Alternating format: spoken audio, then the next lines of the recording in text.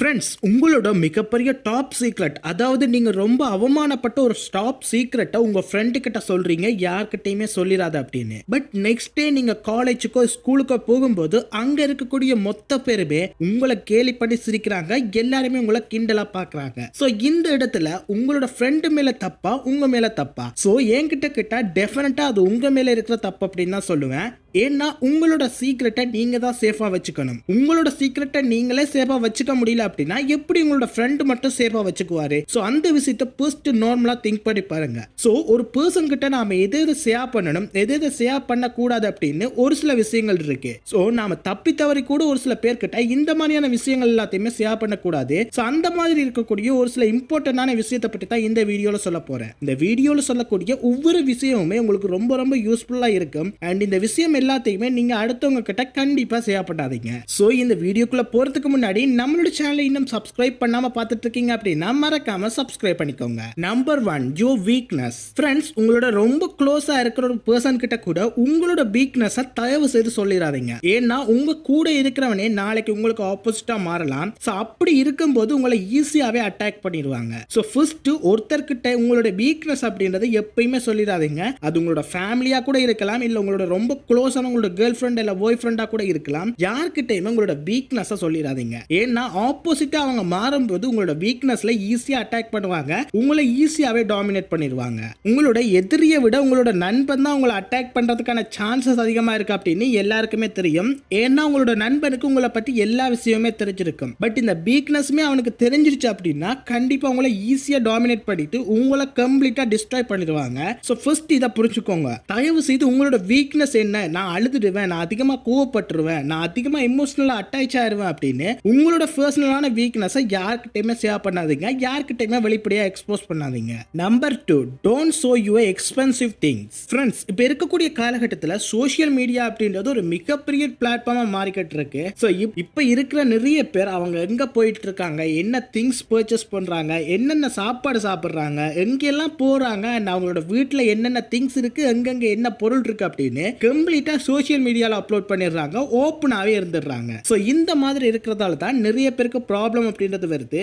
அதிகமான ப்ராப்ளத்தையுமே ஃபேஸ் பண்ணக்கூடிய சிச்சுவேஷனுக்கு தள்ளப்படுறாங்க. இந்த மாதிரி உங்ககிட்ட இருக்கக்கூடிய எக்ஸ்பென்சிவான பொருட்கள் இல்ல உங்களோட இருக்கக்கூடிய மிக விலை உயர்ந்த பொருட்களை நீங்க அடுத்தவங்களுக்கு ஷேர் பண்ணும்போது கண்டிப்பா அதுக்கு கீழே கண்டிப்பா நிறைய பேர் கமெண்ட் பண்ணுவாங்க, கங்க்ராச்சுலேஷன்ஸ், ரொம்ப பெஸ்டா இருக்கு அப்படின்னு. பட் இந்த மாதிரி கமெண்ட் பண்ணக்கூடிய எல்லாருமே ஒரு முழு மனதோட தான் கமெண்ட் பண்றாங்களா அப்படின்னு கேட்டா கண்டிப்பா கிடையாது. எல்லாருக்குமே ஒரு விஷயம் தோணும், இவன் எப்படி இந்த அளவு காஸ்ட்லியான பொருள் வச்சிருக்கான், இவன் எப்படி இவ்வளவு ரிச்சா வாழ்ந்துட்டு இருக்கான், இவங்கிட்ட அதிகமா பணம் இருக்கு அப்படின்னு கண்டிப்பா பொறாமப்படுவாங்க. அண்ட் உங்களை எப்படியாச்சும் கஷ்டப்பட வைக்கணும், உங்களை எப்படியாவது இழுத்து விட்டுறணும் அப்படின்னு ஏதோ ஒரு விதத்துல முயற்சி செய்துக்கிட்டே இருப்பாங்க. சோ முடிஞ்ச அளவுக்கு உங்ககிட்ட இருக்கக்கூடிய எக்ஸ்பென்சிவான பொருள் அண்ட் உங்களோட பர்சனல் லைஃபை சோஷியல் மீடியால ஷேர் பண்ணாதீங்க. அண்ட் உங்க கூட இருக்கிறவங்களுக்கு கூட அதிகமா ஷேர் பண்ணாதீங்க. சோ உங்களால ஏதாவது வாங்க முடியுது, இல்ல உங்ககிட்ட ஏதாவது எக்ஸ்பென்சிவான பொருள் இருக்கு, நீங்க ஏதாவது புதுசா பர்ச்சேஸ் பண்ணிட்டீங்க அப்படின்னா அதை உங்க கூடயே வச்சுக்கோங்க. பெருசா யார்கிட்டயுமே ஷேர் பண்ணாதீங்க. ஸ்டேட்டஸ்ல எல்லாம் போறத ஸ்டாப் பண்ணிக்கோங்க. Number 3, don't tell your ideas. Friends, உங்க நண்பன் கிட்டயோ இல்ல உங்க கூட இருக்கிறவங்க யார்கிட்டயாச்சும் நீங்க லைஃப்ல இந்த விஷயத்தை தான் அச்சீவ் பண்ண போறேன், இந்த விஷயத்தை அச்சீவ் பண்றதுக்காக நான் இந்த ஐடியாஸ் எல்லாம் யூஸ் பண்ண போறேன், இந்த ஐடியாஸ் யூஸ் பண்ணும்போது கண்டிப்பா நான் சக்சஸ் ஆகிடுவேன் அப்படின்னு தயவு செய்து ஒரு நாள் கூட சொல்லிடாதீங்க. சோ நீங்க ஒரு கோலை அச்சீவ் பண்றதுக்காக ஏதோ ஒரு ஐடியாவை கிரியேட் பண்ணி வச்சிருப்பீங்க. அந்த ஒரு ஐடியா ரொம்பவே யூஸ்ஃபுல்லான ரொம்ப பவர்ஃபுல்லான ஒரு ஐடியாவா இருக்கும். பட் அதை நீங்க அடுத்தவங்க கிட்ட சொல்லும் போது அவங்க அதை யூஸ் பண்ணி ரொம்ப பெரிய அளவுக்கு போயிடுவாங்க. அதுக்கப்புறமா உங்களுக்கு பெருசா கிரெடிட்டுமே கொடுக்க மாட்டாங்க அண்ட் அவங்களுமே ஒரு சக்சஸ்ஃபுல் பர்சனா மாறிடுவாங்க. பட் நீங்க அந்த இடத்துலயே இருந்துட்டு இருப்பீங்க. உங்களோட ஐடியாவை வச்சு அடுத்தவங்க எல்லாருமே முன்னேறிக்கிட்டு போவாங்க. பட் நீங்க இருந்த அந்த லெவல்ல தான் இருந்துட்டு இருப்பீங்க. உங்களால அந்த ஐடியாவை எக்ஸிக்யூட் பண்ணவே முடியாது. ஏன்னா அடுத்தவங்க அதை எக்ஸிக்யூட் பண்ணிட்டாங்க. ஸோ அதுக்கப்புறமா நீங்கள் எக்ஸிக்யூட் பண்ணுறதுல எந்த பிரயோசனமுமே கிடையாது. ஸோ நீங்கள் ஏதாவது ஒரு கோலை அச்சீவ் பண்ணுறதுக்கோ இல்லை ஸ்டடியில் எக்ஸாமில் நல்ல மார்க் எடுக்கிறதுக்கோ ஏதாவது சீக்ரெட் ஐடியாஸ் வச்சுருந்தீங்க அப்படின்னா தயவு செய்து யார்கிட்டையுமே சொல்லாதீங்க.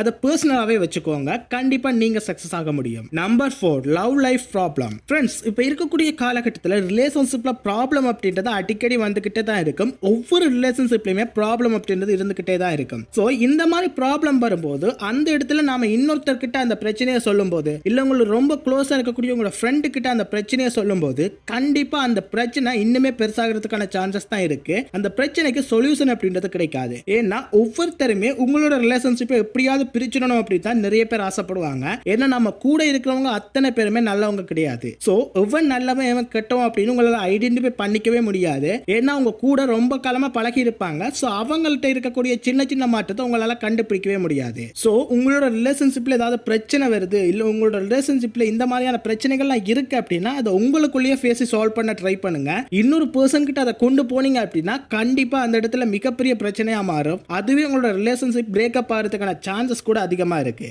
Number 5, your dreams. ஃப்ரெண்ட்ஸ், நீங்க ஒரு விஷயத்தை யோசிச்சு பாருங்க. நீங்க இப்போ ஏதாவது ஒரு ட்ரீமோட தான் இருப்பீங்க. பட் அந்த ட்ரீமை நீங்க உங்களோட முழு மனசோட ஃபிக்ஸ் பண்ணினீங்களா இல்ல அடுத்தவன் சொல்றத கேட்டு ஃபிக்ஸ் பண்ணீங்களா? சோ நிறைய பேர் அடுத்தவன் சொல்றத தான் கேட்டு ஃபிக்ஸ் பண்ணுவீங்க, இல்ல அடுத்தவன் வாழ்ற வாழ்க்கையை பார்த்து தான் ஃபிக்ஸ் பண்ணுவீங்க. சோ ஃபர்ஸ்ட் ஒரு விஷயத்தை புரிஞ்சுக்கோங்க. உங்களோட ட்ரீம் அப்படின்றது உங்களுக்கானதா மட்டும்தான் இருக்கணும், அடுத்தவனை பார்த்து வரக்கூடாது. சோ உங்களுக்கான ட்ரீம் அச்சீவ் பண்றதுக்கான கெப்பாசிட்டி, உங்களுக்கான ட்ரீம் அச்சீவ் பண்றதுக்கான டேலண்ட் அப்படின்றது உங்ககிட்ட இருக்கும். சோ அந்த இடத்துல நீங்க வேறொரு பர்சன் கிட்ட நான் இந்த விஷயத்தை தான் அச்சீவ் பண்ண போறேன், இதுதான் என்னோட வாழ்க்கையோட லட்சியம் அப்படின்னு சொல்லும்போது மேபி அவங்களுக்கு அந்த ஒரு ட்ரீம் பார்க்கிறதுக்கு ரொம்பவே சீப்பா இருக்கலாம், இல்ல ரொம்ப கஷ்டமான ஒரு ட்ரீமா இருக்கலாம். சோ அவங்க உங்ககிட்ட உடனே சொல்லுவாங்க இதெல்லாம் அச்சீவ் பண்ண முடியாது, இதெல்லாம் நம்மளுக்கு சரிப்பட்டு வராது அப்படின்னு. சோ அந்த இடத்துல கண்டிப்பா நீங்க பிரேக் ஆவீங்க. ஒருவேளை நம்மளால அச்சீவ் பண்ண முடியல அப்படின்னா காலம் தான் வேஸ்ட் ஆகிடும். சோ இந்த ட்ரீமை நம்ம கை விட்டுறலாம் அப்படின்னு. சோ தயவு செய்து இந்த தப்பு பண்ணிடாதீங்க.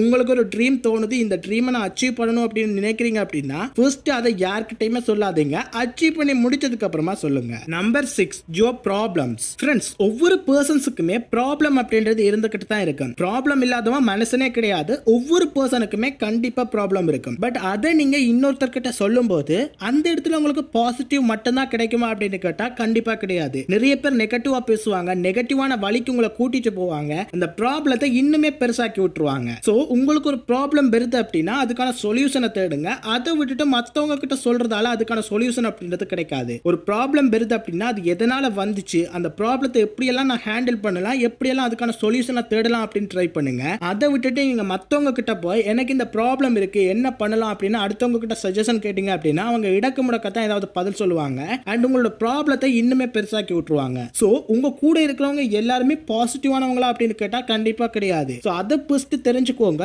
நீங்க உங்களோட ப்ராப்ளத்தை சால்வ் பண்ண நினைச்சா நீங்களே அதுக்கான சொல்யூஷனை தேடுங்க. உங்களோட ப்ராப்ளத்தை நீங்களே சால்வ் பண்ண பாருங்க. Number 7, don't share your secrets.